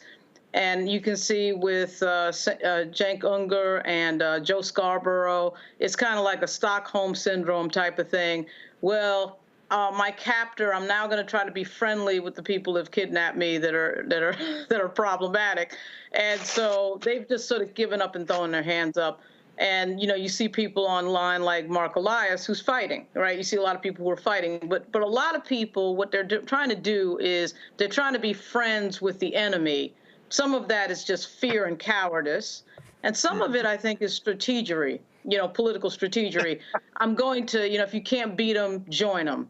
The problem with all of that, of course, is that Donald Trump is a lunatic. This is not somebody that is just an opposing candidate in the same sense that we had, sort of like I say, in the Reagan years, or even Nixon or somebody like that. I mean, you played, even though Nixon was a dirty politician, there was still some rules there, I often think to myself, if Nixon was alive today, he would say to himself, really? I mean, this is quite interesting. At any rate, but Trump is on another level. These people are actually dangerous. I actually think there's a chance that they could collapse the government, when they get into power. That is not off the table. So a lot of these people have given into that, from Bezos to Joe Scarborough. It is really embarrassing to watch. It breaks their brand. This woman doesn't have a brand because nobody knew who she was. So this is kind of a desperate thing to sort of align yourself with the people you've been fighting against for so many years. It's really sort of pathetic to watch, and really you can never trust these people because what happens is when they meet a moment of great adversity and turncoat and lack courage, I mean, you can never trust an individual like that again, as opposed to the people that you do see fighting online in the Democratic Party right now against Trump, no matter what. And here's why, when you listen to this sheer stupidity, Greg, you got to laugh at it. I recall a lot of people saying, oh, my God, this is it. We'll never see Trump again. He can't recover from this. It just can't happen. How many times did Biden run for president before he gets elected in 2020? So this constant attack on Vice President Kamala Harris, I'm not gonna say, oh, somehow it's gonna be a cakewalk that she can win the nomination, she can easily get elected. But this idea that she can't run again is just stupid. And if anybody paying attention to this whole deal, here's the other deal that idiots like Lindy Lee don't want to own up to. And the Wall Street Journal had an article today talking about how there was this protective cocoon around President Joe Biden from the moment he came into the White House. The fact of the matter is, had President Biden run, Democrats would have gotten crushed. Would have gotten crushed. Let's be clear. Vice President Harris lost by 1.6%. Okay? It wasn't a blowout. She didn't get torched. Did you lose battleground states? Answer is yes. But the bottom line is this here.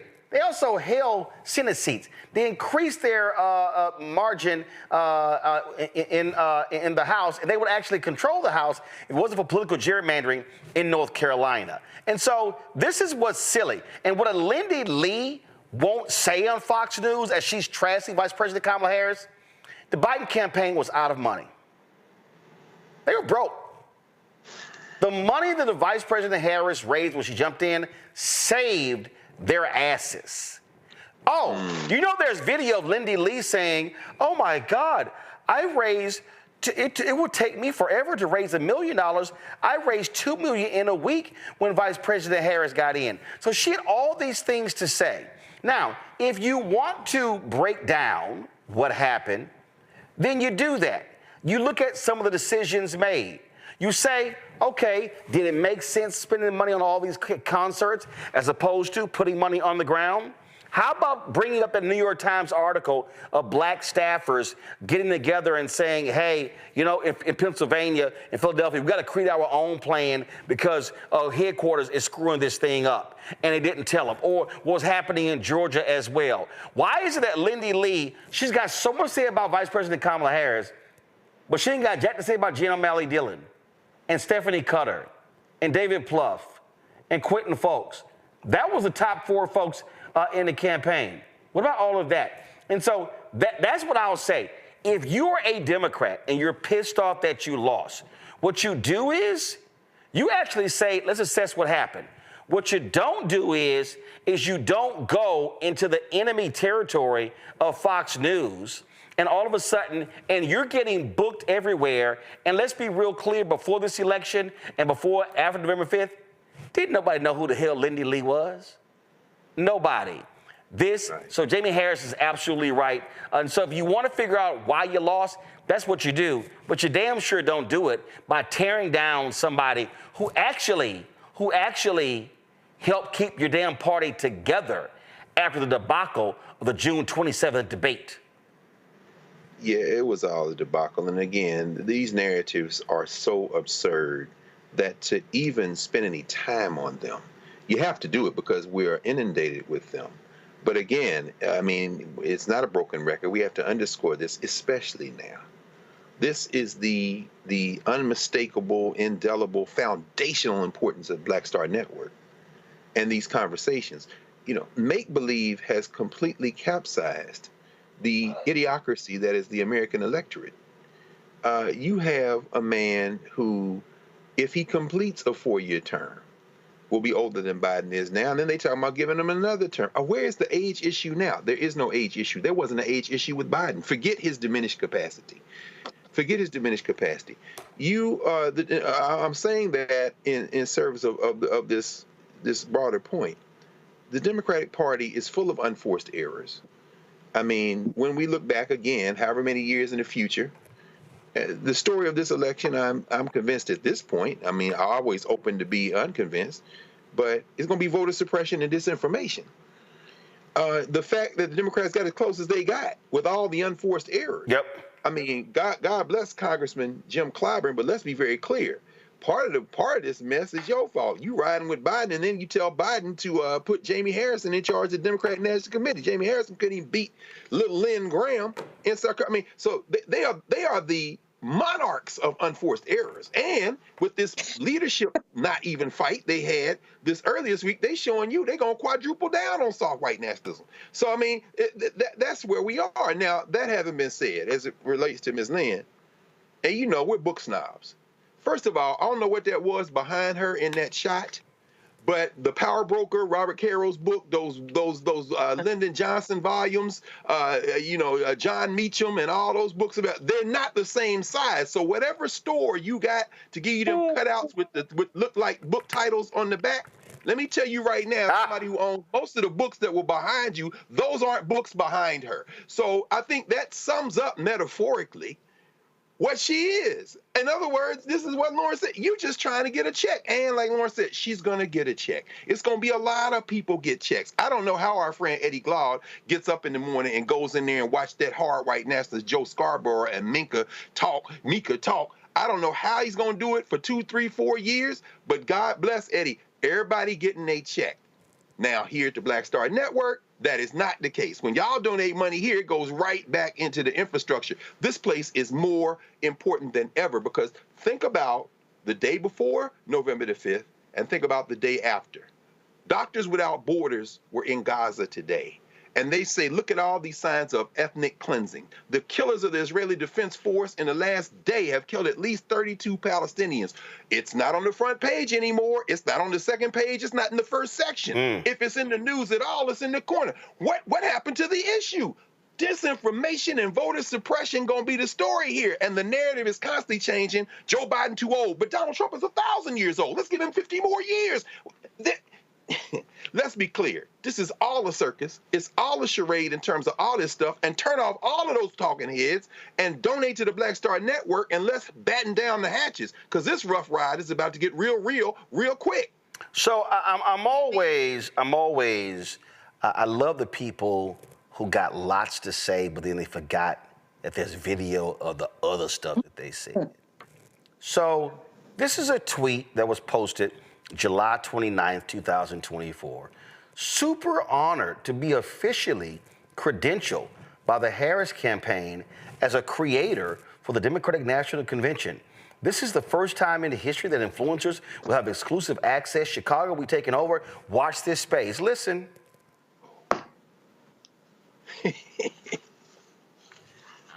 So excited to be one of the creators at this year's Democratic National Convention.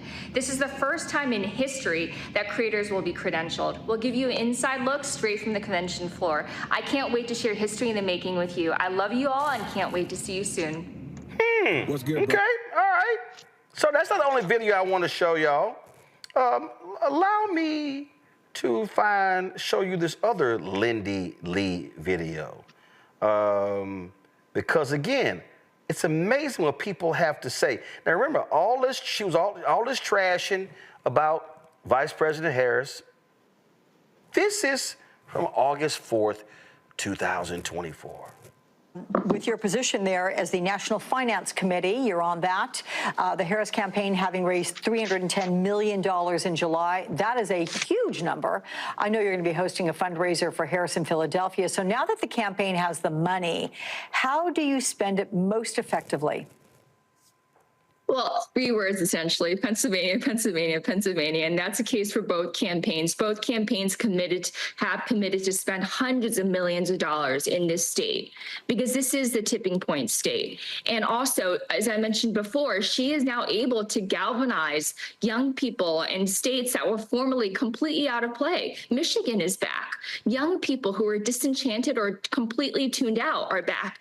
The energy behind her has been absolutely phenomenal. I don't remember this level of excitement since I was a kid cheering for Senator Obama. This is just truly incredible. And just for some perspective, it took me a year essentially to raise $1.1 million for President Biden. It took me a week to raise $2 million for Kamala Harris. So this is astounding and completely unprecedented. Well, let me help you out. It took you a year to raise $1 million for Biden. It took those black men like myself, it took us 3 hours to raise 1.5. Just saying. Yeah, black women too. No. I wasn't on that call. I'm talking about the black men call. So I'm speaking of me. But I'm just saying, she's sitting here like, oh, it took me a year to raise $1 million, and I raised it in a week. But I want people to understand, oh, she brought the young people back. Michigan is now in play. All of those things. See, again, this is why you have to play what folks said before. Oh, remember how, again, she was dogging everybody. This is where her talking about, should Biden be removed? Yeah, I completely get you. I'm not here to tell you otherwise. And I've had many conversations with donors, and these are big donors. I'm talking like $1 million each. The fundraising agreement that we currently have caps the individual amount around, I think it's $960 something dollars, so close to $1 million. So these people, I've been trying to talk them off the ledge. But I also think there's something else that we should consider. It's a Republican convention next week. Trump vows to unveil his vice presidential pick. I think it's actually smart for our party not to do anything drastic until we see who he picks. Because I can bet you, I'm willing to bet that Trump is waiting at Mar-a-Lago to see if he's going to be running against a woman. Yeah, I completely So all of that talk, all of that bluster after the fact. So this is what they say is, you actually show your true colors, not when you win, but when you lose. How about that? You show your true self, If you want to see what people really feel about you, let's see what happens after you lose and not when you win. And people like her, and there are other people like her, there are people who are talking about blow the party up, all these different things along those lines. And again, I'm just going to compare you to the other side. What happened? All of those people, January 6th is going to be the end of Trump. What happened? And what did they do? And this is the whole thing here. See, the real deal, she's talking about, Joy, she's talking about the border, and I'm a conservative Democrat, all these things. And she talking about, I can feel it, the excitement around Trump and the economy. Okay, knock yourself out. But the question is, what are your values? And when they begin to make decisions that are hurting people, then where are you going to be, little Lindy Lee? And if you want to leave the party, go and leave the party. But you know what this tells me? This tells me, Joy, she never had any credibility. She never had any fight in her. If you are so weak that after 2 or 3 days of television hits, you now ready to run, girl, bye. Yeah, I don't know anyone who even really knows her, so it's just so funny that she would be out there. This is clearly a person who says whatever is, you know, the thing to say du jour, right? So today she wants to get on Fox News. She probably has been, has ostracized herself in the Democratic Party, as Jamie already said, put former in front of that. She probably needs to do this professionally in order to get money. We're smart out there at the Black Star Network. We know what this is. This is a grift. And she's going to continue to do it as long as we give her more attention, as long as they pay her more money. There are lots of DNC members out there who are doing the right thing. If they see the party is going in the wrong direction, in their estimation, they're running for DNC vice chair, DNC secretary, DNC whatever. That's what we need. We need people who are willing to put themselves on the line and to step up to try to lead our party through this difficult period. And we don't do that by trashing each other. You stick together, you make your tweaks, and then you move on. Because as we've already seen, the Republicans are not better at this. They are a disaster, and they're going to prove that. We have to be ready when the American people come back to us. Listen, I think, Lauren, that after any loss, there should be an assessment of what happened. I believe that one of the reasons you do that is so you can look at how do you get better, how do you change things, how do you campaign differently, how do you stop using certain white consultants, certain Democratic communications firms and others that are grifting, that are making millions of dollars, buying their second homes, there's yachts and things along those lines, and they keep blowing things. And so you actually do that. All those things are necessary. But I do believe when you do an autopsy about why you lost, the whole point is so you can look at potentially winning again. I think it's idiotic for, if you're a Lindy Lee or anyone else, to be attacking the person who came within 1.6% of winning the White House. Lindy, you ain't, matter of fact, I was told Lindy has run for some stuff, and she's lost every time. So that's what you're also are looking at. And yet, Democrats should be assessing what they did, but you also be looking at what you also won. And that's also the thing. The reality is that November 5th was not devastation for Democrats. It's not like the party got obliterated. November 5th was not like November 2010 when they got just jacked in elections and lost the midterm elections. That's not what happened. Now your goal is to rebuild for 25 and for 26, and that's what smart people do. Yeah, I mean, that's all true, obviously. One of the problems here is that the party is just not good at after actions, particularly when we're talking about after actions after a loss.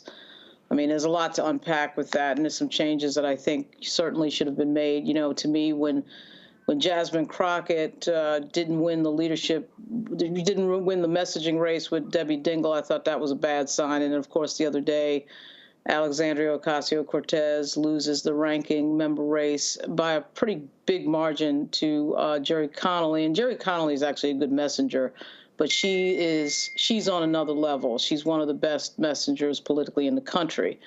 So the party is not good at figuring out, you know, what it is that is a losing proposition and making those changes. The party is just not good at that at all. I don't think anybody cares about Lindy Lee. Like, nobody's ever seen this woman before until this moment. In fact, part of the game that she's playing is, let me say something outrageous and then everybody will pay attention to me. And of course that's happening. But, you know, people like this become a complete waste of time because they're not in the business of trying to fix the problem. You know, you can't spend all your time whining about, you know, all the things that you think should have been done, that you should have said before the election. You know, really, and to be even more realist, really, to me, didn't have that much to do with Vice President Harris. I mean, this moment happened because a 81-year-old man and his staff decided to hide from everybody the fact that he was not able to pull this race off, a fact that they should have known a good year and a half before the actual election day. And so, to me, I've always, you know, blamed people like Jen O'Malley Dillon and Anita Dunn and that crew, you know, in there that really concealed what was going on. And it's obvious. I mean, he's 82. He just turned 82, right? So there's all of that. That's what sets this into motion, where the vice president is effectively forced to run a 107-day presidential campaign, which has never been heard of in the history of the United States. That's extremely difficult when you're dealing with Donald Trump, who had been running for 4 years, his third race. So to me, that's the bigger issue. And it's interesting that she never actually brings that up. But again, I don't think she really matters all that much. I mean, you want people who are in the business of really trying to figure out what the answer is to winning. And, you know, they lost. The bottom line is the Democrats lost. And it's not just that they lost. They lost to somebody who is dangerous, not only for our democracy, but dangerously careless with leadership, as we're seeing right now as we're talking. And I think the goal for African Americans, Greg, and this is the thing that people don't seem to understand. I love these yahoos, especially some of these people who are in the chat. Roll on, you're a Democrat. Never self-identify as a Democrat. No, I'm black. I'm black. I speak to black interest.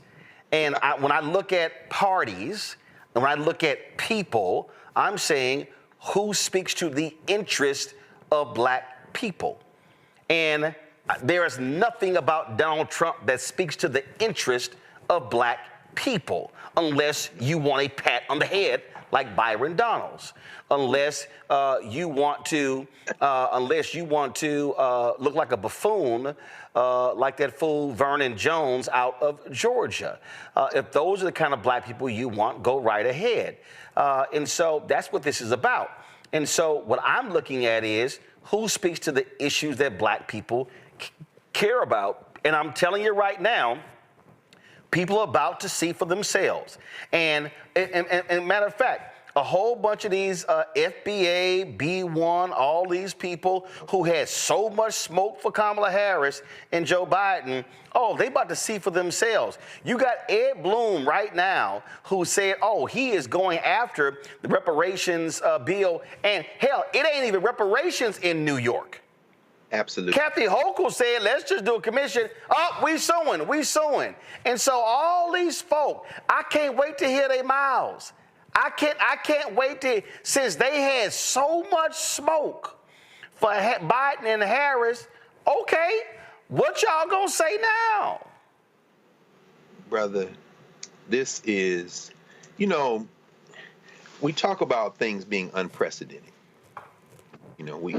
We haven't seen this before. We've absolutely seen it before. Our ancestors were drug here and changed for all the foundational Black Americans, FB1, B1, whatever the acronyms are. I call them blackface nativists.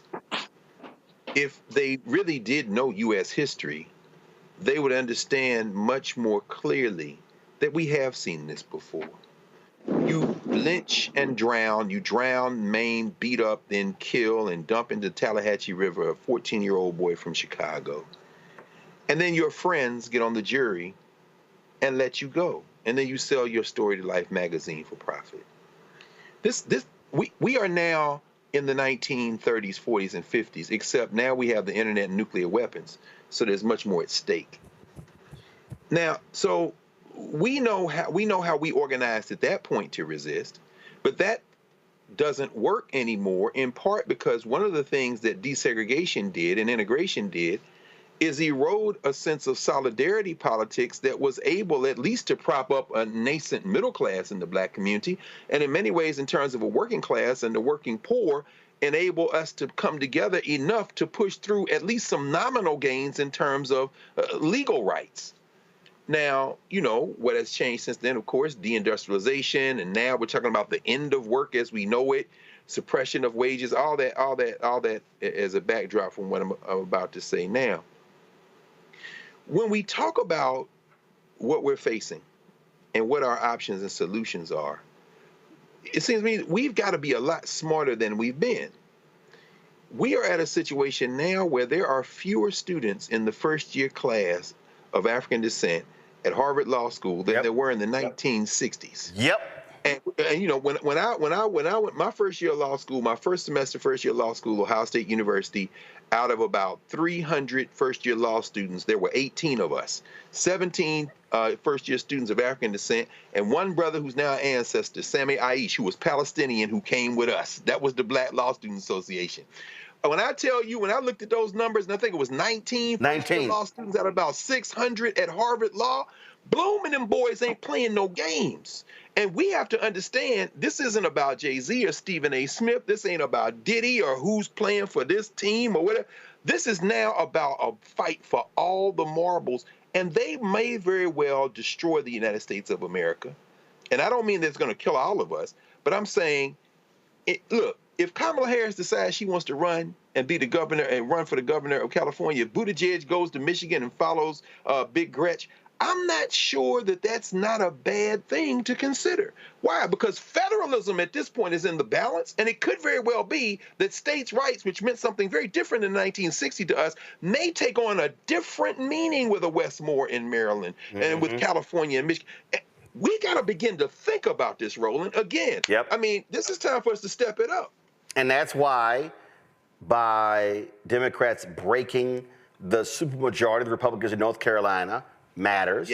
That's why 2025, making sure that Don Scott and the Democrats maintain the House in Virginia, so he remains Speaker of the House. Again, that's about power. That's why I said to black folks in Baton Rouge, those of you who stayed at home and allowed a black mayor to lose to a white football coach who had never run for office, and he is now in control of a billion-dollar budget, that's absolutely nonsense.